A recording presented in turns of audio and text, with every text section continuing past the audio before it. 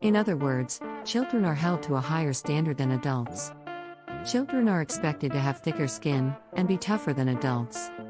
And so much of this anti-bullying advice is just a bunch of loose, crazy-making gaslighting nonsense that doesn't actually work, and it's really not meant to work.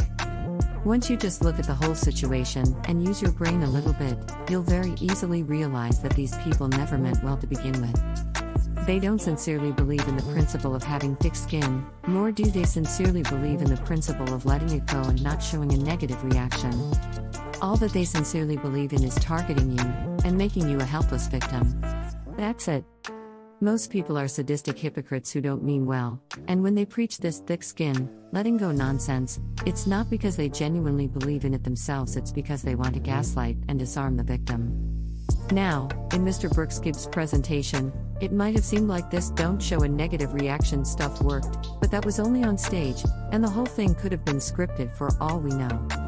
The fact of the matter is that I have personally experienced and witnessed this don't show a reaction stuff not working at all, and if anything it actually encourages these hell monkeys in their reign of terror.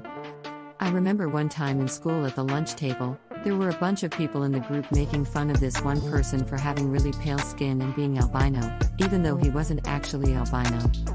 Here's the thing, he didn't show a negative reaction, he basically just sat there and took it, and you know what happened? They kept constantly calling him albino non-stop countless times every single day. Again, when these sorts of adult and digit-only, authority figures abandon you, fail to do their job to protect you from harm, and refuse to teach people right from wrong, it's not because they mean well, or because they're trying to help you, or because they're attempting to give you good life advice, or any of the nonsensical cop-outs that they provide. They abandon you because they wish to do you harm, and they want to target you, disarm you, and make you a helpless victim. That's it. They do not in any way, shape, or form do the best they can with the knowledge they have. They do the worst. They do the worst they can with the knowledge they have. Now, this might seem fairly depressing, and it's certainly a very negative fact of reality, but what I've found from personal experience is that simply addressing these negative truths set me free, and it actually makes me feel significantly better than before when I was wallowing in denial and toxic, unrealistic positivity. Just look at the situation, and it all makes sense. They don't mean well. My parents do not love me, and they do not love my brothers unless you have a very odd definition of love.